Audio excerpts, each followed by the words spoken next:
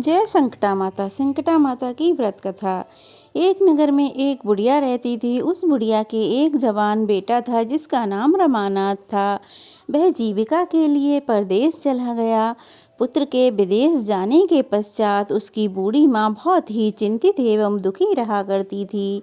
उसकी चिंता का विशेष कारण यह था कि उसकी पुत्र वधू उसे प्रायः नित्य ही खरी खोटी बातें सुनाया करती थी। इसीलिए बुढ़िया प्रतिदिन अत्यंत चिंतित और उदास भाव से घर के बाहर स्थित एक कुएं की जगह पर जाकर बैठकर आंसू बहाया करती थी। बुढ़िया का यह क्रम बराबर चलता रहता था। एक दिन उस कुएं में से दिए की माँ नाम की एक स्त्री निकली और उसने बुढ़िया से कहा, ओ बूढ़ी माई, तुम इस तरह से यहाँ बैठकर क्यों रोती रहती हो? तुम्हें किस बात का कष्ट है? तुम अपना दुख मुझे बताओ, मैं तुम्हारे दुख दूर करने का प्रयत्न करूंगी। बुढ़िया ने उस स्त्री के प्रश्न सुनकर भी कोई जवाब नहीं दिया और उसी तरह बैठकर रोती रही। दिए की माँ द्वारा बार बार एक ही प्रश्न दोहराए जाने से वह बुढ़िया झुल्ला उठी और उस बुढ़िया ने दिए की माँ से कहा, तुम मुझसे बारंबार ऐसा क्यों पूछ रही हो? क्या सचमुच ही तुम मेरा दुख जान लेने के पश्चात उसे दूर कर सकोगी? बुढ़िया की बात सुनकर दिए की माँ ने उसे उत्तर दिया, मैं अवश्य ही तुम्हारे कष्टों को दूर करने का प्रयत्न करूंगी। बुढ़िया ने दिए की माँ का ऐसा आश्वासन पाकर कहा, मेरा बेटा कमाने के विचार से परदेश चला गया है। उसकी अनुपस्थिति के कारण मेरी बहू मुझे हमेशा भला बुरा कहकर कोसती रहती है। मेरे दुख का यही कारण है। बुढ़िया की बात सुनकर दिए की माँ ने उससे कहा, यहाँ के वन में संकटा माता रहती हैं। तुम अपना दुख उन्हें सुनाकर इस कष्ट से छुटकारा पाने के लिए विनती करो। वे बहुत ही दयालु हैं। उन्हें दुखियों का दुख देखा नहीं जाता। उन्हें दुखियों से बहुत अधिक सहानुभूति है। वे निसंतानों को संतान, निर्धनों को धनवान, निर्बलों को बलवान और अभागों को भाग्यवान बनाती हैं। उनकी कृपा से कुंवारी कन्याओं को अपने इच्छित वर की प्राप्ति होती है। रोगी अपने रोग से मुक्त हो जाता है। इसके अतिरिक्त और जो भी मनोकामना हो उन सभी को संकटा माता पूरा करती हैं। दिए की माँ से ऐसी विलक्षण बात सुनकर बुढ़िया संकटा जी के पास गई और उनके चरणों में गिरकर साष्टांग दंडवत करके विलाप करने लगी। संकटा जी ने दयार्थ होकर बुढ़िया से पूछा, बुढ़िया, तुम किस बात से दुखी हो? उस दुख का क्या कारण है? बार बार क्यों रोती रहती हो? बुढ़िया ने कहा, हे माता, आप तो सब कुछ जानने वाली हैं। आपसे तो कुछ भी छुपा नहीं है। यदि आप मेरे दुख को दूर कर दें तो मैं अपनी करुण गाथा आपको सुनाऊं। उसकी बात को सुनकर संकटा जी ने कहा, तुम पहले मुझे अपना दुख तो बताओ। दुखियों के दुख दूर करना ही तो मेरा काम है। संकटा जी के ऐसा कहने पर बुढ़िया ने कहा, मेरा लड़का परदेश चला गया है। उसके घर में ना रहने से मेरी बहू मुझे तरह तरह की बातें सुनाया करती है और उसकी बातें सहन करने योग्य नहीं होती। इसी कष्ट के कारण मैं विवश होकर बार बार रोया करती हूँ। बुढ़िया की इस दर्द भरी गाथा को सुनकर संकटा माता ने कहा, तुम घर जाकर मेरे लिए मनौता मांग लो कि हे संकटा माता, यदि मेरा लड़का सकुशल घर वापस आ जाएगा तो मैं आपकी पूजा करूंगी और सुहागिन स्त्रियों को आमंत्रित करके उन्हें भोजन कराऊंगी। संकटा माता के कहे अनुसार उस बुढ़िया ने घर जाकर लड्डू बनाए, परंतु जब भी वह बुढ़िया लड्डू बनाती तो 7 की जगह 8 लड्डू बन जाते। इस बात से बुढ़िया बहुत ही असमंजस में पड़ गई कि ऐसा होने का क्या कारण है। कहीं मैं गलती से गिनती करने में तो भूल नहीं कर रही हूँ, अथवा अपने आप 8 लड्डू कैसे बन जाते हैं? इसका अन्य कोई कारण तो नहीं है। तभी उसी समय एक वृद्ध स्त्री के वेश में वहां पर संकटा माता प्रकट हुईं और बुढ़िया से कहा, क्यों बुढ़िया, आज तुम्हारे यहाँ कोई उत्सव है क्या? यह सुनकर बुढ़िया ने कहा, हाँ, आज मैंने संकटा माता के लिए सुहागिनों को भोजन खिलाने का निमंत्रण दिया है, किंतु जब भी मैं गिनकर 7 लड्डू बनाती हूँ वो 8 बन जाते हैं। मैं इसी बात से बहुत चिंतित हूँ। बुढ़िया की बात सुनकर संकटा माता जी कहने लगी, क्या तुमने किसी बुढ़िया को निमंत्रित किया है? बुढ़िया कहने लगी, नहीं, मैंने तो ऐसा नहीं किया है। परंतु तुम कौन हो? संकटा जी ने कहा, मैं बुढ़िया हूँ, मुझे ही तुम आमंत्रित कर दो। ऐसा सुनकर बुढ़िया ने उन संकटा रूपधारी बुढ़िया को भोजन के लिए निमंत्रित कर दिया।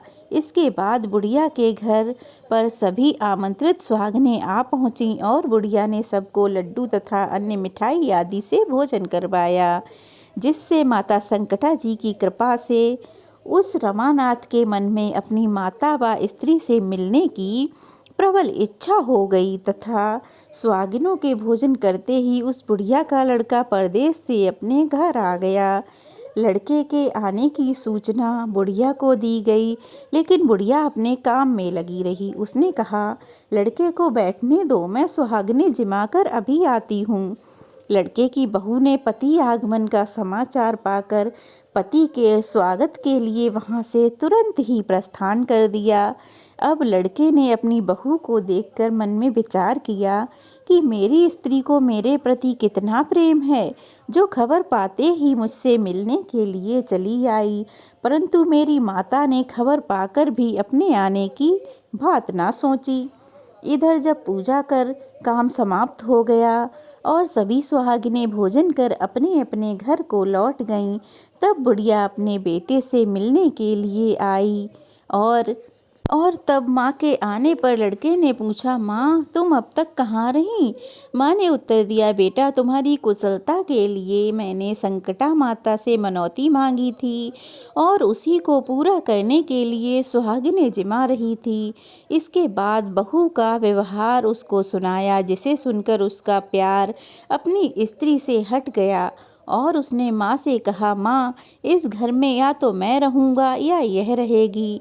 बुढ़िया ने कहा, बेटा, मैंने तुझे बड़ी तपस्या से पाया है, इसीलिए मैं तुझे नहीं छोड़ सकती, पर तेरे लिए मुझे बहू को त्यागना पड़े तो ऐसा मैं कर सकती हूँ। यह सुनकर लड़का ने अपनी स्त्री को घर से निकाल दिया।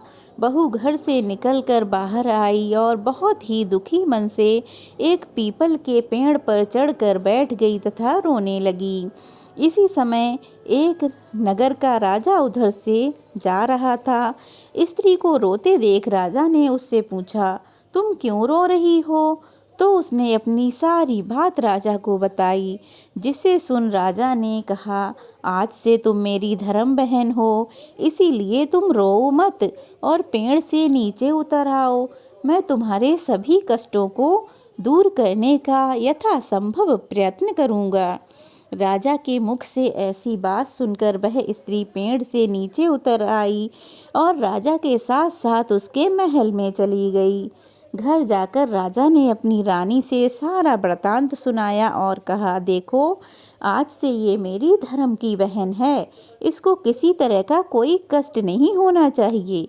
राजा के यहाँ पहुँचकर उस स्त्री ने, रमानाथ की स्त्री ने, संकटा माता के निमित्त सुहागनों को बुलाकर भोजन कराया और लड्डू बांधकर रानी को भी न्योता दिया। जब सभी सुहागिनें लड्डू खाने लगीं तो रानी ने कहा, मुझे तो रबड़ी मलाई जैसे स्वादिष्ट मिष्ठान भी हजम नहीं होते, तो ये पत्थर सरी के कठोर लड्डू कैसे हजम होंगे? ऐसी अवहेलना पूर्वक बातें कहकर रानी ने लड्डू खाने से इनकार कर दिया। संकटा माता की कृपा से सुहागनों के खाते ही उस स्त्री का पति उसको अपने घर लेने के लिए आ गया और अपनी पत्नी को संकटा माता की पूजा करते उसने देखा तो संकटा माता को हाथ जोड़कर उसने अपनी पत्नी से कहा, मेरे अपराध को क्षमा करो। तब पत्नी ने कहा, हे पतिदेव, इसमें किसी का कोई दोष नहीं, आप मेरे ईश्वर के स्वरूप में हैं। हे प्रभु, आप ही मेरे अपराधों को क्षमा करें। यह कहकर उन दोनों ने मिलकर माता की सविधि पूजा की और पूजा समाप्त होने पर वे दोनों स्त्री पुरुष प्रसाद खाकर अपने घर जाने के लिए तैयार हुए। जाते समय बहू ने उस रानी से कहा, मुझको जब दुख पड़ा तो मैं अपने धर्म भाई के साथ तुम्हारे घर चली आई, और यदि तुमको कभी किसी प्रकार का कोई कष्ट पड़े तो तुम मेरे यहाँ निसंकोच भाव से चली आना। ऐसा कहकर बहू अपने पति के साथ राजा के घर से विदा हो गई। संकटा माता का निरादर करने के कारण रानी पर संकटा माता का कोप हो गया और बहू के जाने के बाद ही सारा राज्य तहस नहस हो गया। ऐसी विपत्ति में पड़कर रानी ने राजा से कहा, ना मालूम वह तुम्हारी धर्म बहन कैसी थी कि उसके यहाँ से जाते ही सब कुछ धन नष्ट हो गया है। राजा ने रानी से कहा, वह जाते समय तुमसे क्या कह गई थी कि कदाचित तुम्हारे ऊपर कोई कष्ट आ पड़े तो तुम मेरे घर चली आना, इसमें जरा भी संकोच ना करना। इसीलिए अब हम लोगों को उसके घर चलना चाहिए। ऐसा निश्चय करके राजा रानी दोनों ही अपनी धर्म बहन के घर गए। वहाँ जाकर रानी ने कहा, बहन, तुमने हमारे यहाँ ऐसा क्या कर दिया कि तुम्हारे जाते ही हमारी सारी धन संपत्ति नष्ट हो गई और हम लोग बहुत ही परेशानी में पड़े हुए हैं। रानी की ऐसी बात सुनकर उसने कहा, बहन, मैं तो कुछ नहीं जानती, मेरी कर्ता धर्ता सब कुछ तो संकटा माता ही हैं, इसके अतिरिक्त और कोई दूसरा नहीं है। इसीलिए मेरी राय में तुम भी संकटा माता से अपनी भूलों के लिए क्षमा याचना मांगो, उन्हीं के मान मनौता से तुम्हारा काम भी बन जाएगा। उसके कहे अनुसार रानी ने श्रद्धा से संकटा जी का व्रत किया और सुहागनों को जिमाया तथा अनजाने में हुई अपनी भूल के लिए संकटा माता से बारंबार क्षमा मांगी। रानी के ऐसा करते ही संकटा माता प्रसन्न हुई और रात में रानी को स्वप्न दिया कि तुम दोनों कल सुबह अपने घर को चले जाओ, वहाँ जाकर मेरी पूजा और व्रत करना तथा मेरे निर्मित सुहागिनों को भोजन जिमाना। ऐसा करने से तुम्हारा गया हुआ राज्यपाट तुम्हें वापस मिल जाएगा। सुबह होते ही राजा रानी अपने घर को चले आए। घर आकर स्वप्न के अनुसार सब काम किए तो सारा राज्यपाट मिल गया और वे पहले की तरह ही राज्य करने लगे। इस तरह संकटा माता के आशीर्वाद से बहू भी अपने घर में खुशी खुशी रहने लगी। राजा रानी भी अपने राज्य में खुशी खुशी पहले की तरह ही राज्य करने लगे और अब रानी हर महीने संकटा माता की सुहागिनें जिमाती और संकटा माता की पूजा करती, व्रत रखती। संकटा माता से जो भी मांगो वो सब हमें अवश्य ही मिल जाता है। तो ये थी संकटा माता की व्रत कथा। कैसी लगी कमेंट बॉक्स में ज़रूर बताइएगा। अच्छी लगी हो तो वीडियो को लाइक करें, शेयर करें, ढेर सारा प्यार और आशीर्वाद दें। नए हो तो प्लीज़ जल्दी से चैनल को सब्सक्राइब करें और अगर आपको संकटा माता की आरती भी चाहिए तो वो भी आपको हमारे चैनल पर जल्द ही मिल जाएगी। जय संकटा माता। संकटा माता ने जैसे बहू के भंडार भरे वैसे सबके भरें। संकटा माई की जय।